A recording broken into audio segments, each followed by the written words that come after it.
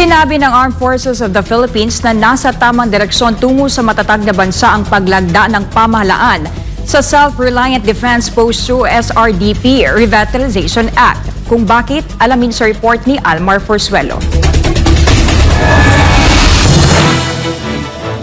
Nilagdaan na ng kasalukuyang administrasyon nito Martes ang Self-Reliant Defense Posture o SRDP Revitalization Act. Layo nitong palakasin pa ang mga estratehiya ng depensa ng bansa gamit ang sariling yaman at kakayahan nito. Ang nasabing batas ay dinisenyo upang linangin at mapanatili ang pambansang industriya ng depensa sa pamamagitan ng pagtatatag ng isang sistematikong pamamaraan sa pagpapaunlad ng depensa.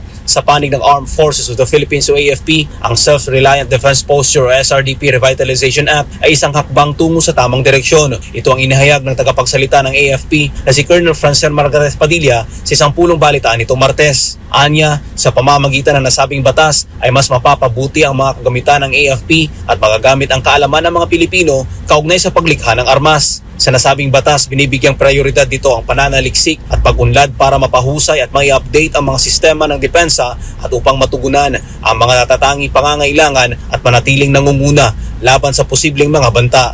Para sa Diyos sa Pilipinas kung mahal, Almar Forzuelo, SMNI News.